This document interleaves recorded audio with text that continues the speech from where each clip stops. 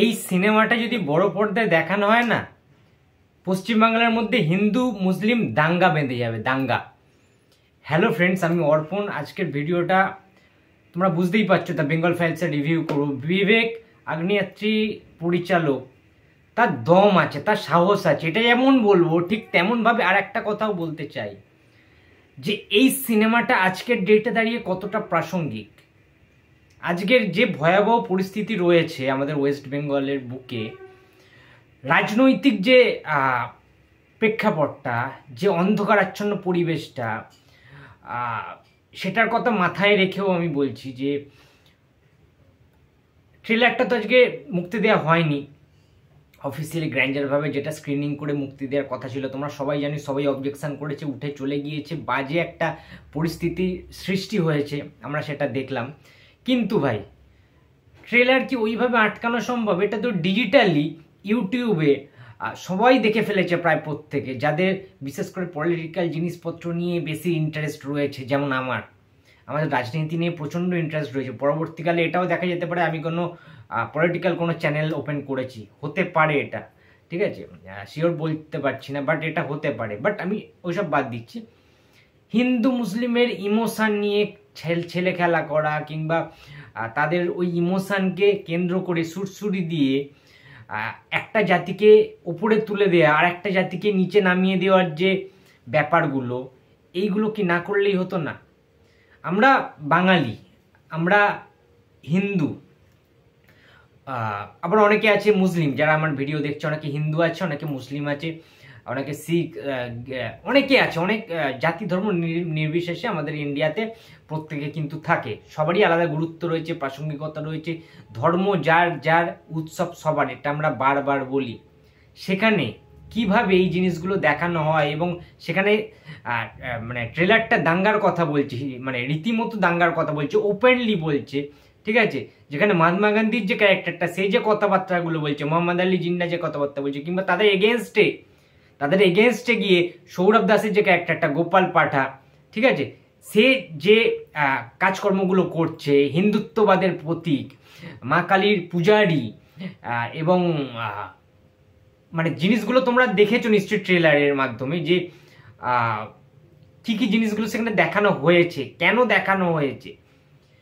মানে বাঙালি কিংবা পশ্চিমবাংলা থেকে হিন্দুত্ববাদ দুটো যে আলাদা হয়ে যাচ্ছে, এবং পশ্চিমবঙ্গ নাকি কাশ্মীরে রূপান্তরিত হচ্ছে, কিংবা মুসলিম কান্ট্রিতে রূপান্তরিত হচ্ছে, এরকম একটা ব্যাপার, যেখানে হিন্দুস্তান ভার্সেস পাকিস্তানের প্রেক্ষাপট আনা হচ্ছে।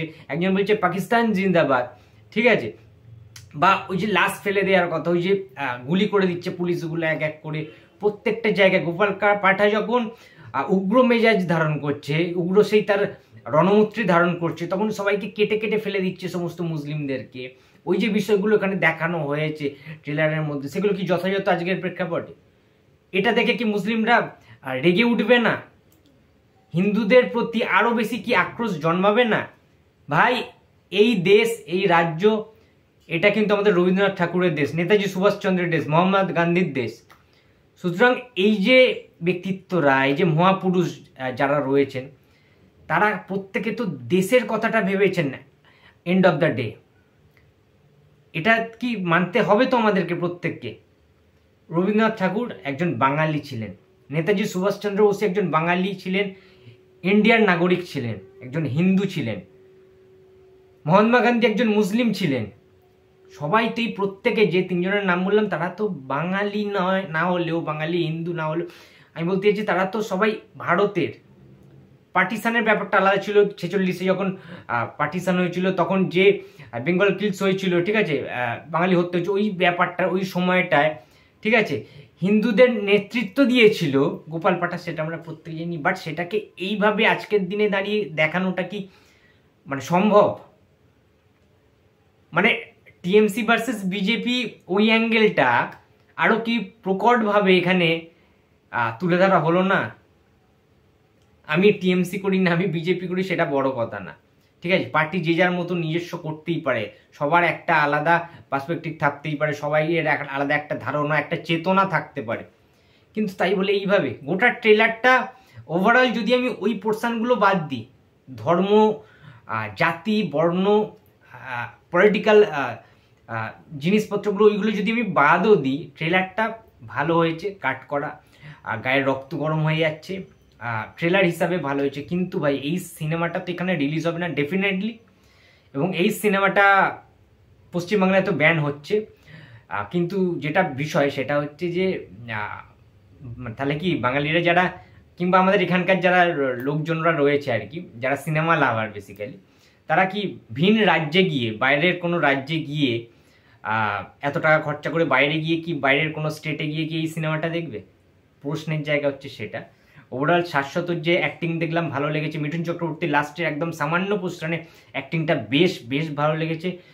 সৌরভ দাস তো নিজেকে উজাড় করে দিয়েছে, গোপাল পাঠা তাকেই মানে মানাচ্ছে পুরোপুরিভাবে, একদম সেট। যেভাবে ব্রুটালি তাকে দেখানো হয়েছে, যে নৃশংসতা, সেই ক্ষুধার্ত বাঘের মতো সে যেভাবে মুসলিম হত্যা করছে একজন হিন্দু হিসাবে, ওই জিনিসগুলো ভিজুয়ালি দেখতে জাস্ট ভালো লেগেছে। কিন্তু সেটাকে আমি পার্সোনালি সাপোর্ট করছি না, একেবারেই সাপোর্ট করছি না। ওই রকম হিন্দুত্ববোধের থেকে হিন্দু মুসলিম দাঙ্গা আমি ওটা একেবারেই পছন্দ করি না। এই বিষয়পত্রগুলো, এটা রবীন্দ্রনাথ ঠাকুরের দেশ, রবীন্দ্রনাথ ঠাকুর রাখি বন্ধন উৎসব করিয়েছেন, মানে প্রচলন করিয়েছেন, ফার্স্ট প্রচলন করেছেন তিনি, এবং সেটা কিন্তু হিন্দু মুসলিমকে এক করার, ঐক্যবদ্ধ করার জন্য সেই কথা বলে।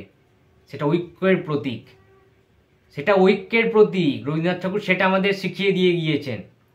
কিংবা আপনারা জানেন নিশ্চয়ই যে একজন মুসলিম রয়েছেন, সে 40 বছর ধরে কিন্তু হিন্দু দেবদেবীর পুজো করেন। ইয়েস, আমাদের দুর্গা ঠাকুর যেটা তৈরি হয় হাওড়া জেলাতে, একজন রয়েছে, একজন মুসলিম রয়েছে, তিনি কিন্তু দীর্ঘদিন ধরে সেই দুর্গা প্রতিমার যে পুজো হয়, আমাদের দুর্গা পুজো হয়, সেখানে দুর্গা প্রতিমার চুল তৈরি করেন। সুতরাং হিন্দু মুসলিম দ্বৈরথ না করে, হিন্দু ভার্সেস মুসলিম না করে দিয়ে আমাদের বেঙ্গলে অনেক ভালো কাজও তো হয়। যদি আমরা এটাকে দ্য বেঙ্গল ফাইলসটাকে কাশ্মীর ফাইলসের পরিণত করতে পারি, বা ওই রকম যদি অ্যাঙ্গেলটা কেরালা স্টোরির মতো যদি সমস্ত ডার্ক অ্যাঙ্গেলগুলো দেখাতে থাকি এরকম ট্রেলারের মাধ্যমে, তাহলে ভাই ইউপি ফাইলসে করা হোক, গুজরাট ফাইলসও করা হোক, শুধুমাত্র ডার্ক জিনিসটা তো বাংলাতে আবর্তিত নয়, সমস্ত খারাপ কিছুই কি আমাদের বেঙ্গলে হয়? ইউপি উত্তরপ্রদেশে কি হয় না? গুজরাটে কি হয় না অত্যাচার বাঙালির প্রতি বা হিন্দুদের প্রতি বা মুসলিমদের প্রতি? মুসলিমদের প্রতি তো হয় না চারো, হিন্দুদের প্রতি কি হয় না? অন্যান্য অনেক স্টেট রয়েছে, আমাদের কর্ণাটকেও রয়েছে, বিভিন্ন জায়গা রয়েছে যেখানে বাঙালিদেরকে টর্চার করা হয়, হিন্দুদেরকে টর্চার করা হয়, বিভিন্ন ফেস করে, মুসলিমরাও বিভিন্ন জায়গায় ফেস করে খারাপ কিছু, হিন্দুরাও ফেস করে খারাপ কিছু। তাহলে সেইগুলো নিয়ে কেন ছবি হচ্ছে না? সেগুলো যদি তৈরি হয়, সেখানকার লোকেরা কিন্তু ব্যান করে দেবে। যদি গুজরাটে হয়, Gujarat files, the Gujarat files কিংবা দ্য ইউপি ফাইলস, তাহলে সেখানকার স্টেটের, গুজরাটেও ব্যান করে দিতে পারে, ইউপিতে, উত্তরপ্রদেশেও সেখানকার গভর্নমেন্ট কিন্তু ব্যান করে দেবে, সেখানে চালাতে দেবে না, এটা ফ্যাক্ট। আমি যেখানে রয়েছি, যেখানে জন্মেছি, সেখানের অনেক ভালো দিকও কিন্তু রয়েছে অনেক, সেইগুলো তো দেখানো হচ্ছে না, শুধুমাত্র খারাপ দিকগুলো তুলে ধরা হচ্ছে। তার মানে কি মানুষের কাছে সেই রকম জিনিসটাই পৌঁছাবে? এই যে মমতা ব্যানার্জিকে মমতা বেগম করে দেওয়া হচ্ছে, অনেক কিছু দিয়ে কন্ট্রোভার্সি হচ্ছে, তার অনেক কিছু কথাবার্তা নিয়ে, ঠিক আছে, তার কাজকর্ম নিয়ে অনেক কিছু। কলকাতার অবস্থা তো এখন মোটামুটিভাবে খুব তলানির দিকে রয়েছে, বিভিন্ন কন্ট্রোভার্সির দিক থেকে শুরু করে বিভিন্ন টেপগুলো হচ্ছে, অনেক কিছুই খারাপ কিছু হচ্ছে। হিন্দু মুসলিম দাঙ্গা তো চলতেই থাকছে, ঠিক আছে। কদিন আগেই তো দেখলাম ওই ইয়েতে, আমাদের মেটিয়া ব্রুজ, ময়নাগর ওই সাইডের ডাকঘর, ঠিক আছে, ওই সাইডটা একটু মুসলিম এরিয়া রয়েছে, তো ওখানে খুবই খারাপ পরিস্থিতি, তোমরা সবাই জানো। এবং ভারত বাংলাদেশ কিংবা ইন্ডিয়া পাকিস্তান, এই জিনিসগুলো তো চলতেই থাকবে চিরটা কাল, যেহেতু ওগুলো বেসিক্যালি পুরোটাই মুসলিম কান্ট্রি, যদিও হিন্দু কিছু কিছু আছে তারা অত্যাচারিত হয়। তো সমস্ত কিছু বিষয় নিয়ে জিনিসটা না খুব অকওয়ার্ড, খুব ধার্মিক একটা বিষয় হয়ে গেছে, খুব পলিটিক্যাল একটা বিষয় হয়ে গেছে, রিজিওনাল। আমি মনে করি এই জিনিসটা স্টপ করা উচিত, ঠিক আছে। দুটো দিক তুলে ধরা উচিত ছিল যখন ট্রেলার দেখানো হয়েছে, কিন্তু এখানে পুরোপুরি সমস্ত কিছু ব্যাড অ্যান্ড ব্যাড, সব কিছু খারাপটাই, ডার্ক জিনিসটাই তুলে ধরা হয়েছে। প্রত্যেকটা স্টেটে, প্রত্যেকটা কান্ট্রিতে, প্রত্যেকটা জায়গায়, রাজ্যে যেমন ভালো দিক রয়েছে তেমন খারাপ দিকও রয়েছে। মমতা ব্যানার্জি আসার আগেও কিন্তু খারাপ ছিল, সব যে ভালো ছিল সেটাও না, বিষয়টা বোঝার চেষ্টা করতে হবে। কিংবা আগের ওই টাইমটা 46টার ক্লিনটা যদি ওইটা বেস করা হয়, সেখানেও দেখতে গেলে তো অনেক পরিবর্তনের ব্যাপার ছিল। আমরা তো ইতিহাস পড়েছি, আমরা জানি জিনিসপত্রগুলো। সুতরাং কেন দাঙ্গা লাগিয়ে দেওয়া হচ্ছে হিন্দু মুসলিমদের মধ্যে, এটা একটা বিরাট বড় প্রশ্নবোধক কিন্তু চিহ্ন। এটা বলতে বাধ্য হচ্ছি। তোমাদের কেমন লেগেছে ট্রেলারটা অবশ্যই জানিও, এবং এই যে জিনিসটা করা হলো দাঙ্গা হিন্দু মুসলিমদের মধ্যে, এইটা পরিপ্রেক্ষিতে তোমাদের বক্তব্যটা প্লিজ কমেন্ট করে জানাও। আমি কিন্তু দাঙ্গার বিরুদ্ধে, আমি দাঙ্গা পছন্দ করি না। আমি হিন্দু মুসলিম সবাই মিলে একত্রিত হয়ে এক হয়ে বাঁচতে পছন্দ করি। ভালোবাসা ছড়িয়ে দেওয়া উচিত, হিংসা ছড়িয়ে দেওয়া উচিত না, এটাই বলবো। তো বন্ধুরা, এই ছিল আজকে আমার ভিডিওটি যদি ভালো লাগে তো প্লিজ লাইক করো, কমেন্ট করো, শেয়ার করতে ভুলো না। যদি চ্যানেলে নতুন হয়ে থাকো তো প্লিজ সাবস্ক্রাইব মাই চ্যানেল। দেখা হচ্ছে পরের কোনো ভিডিওতে। তো টাটা।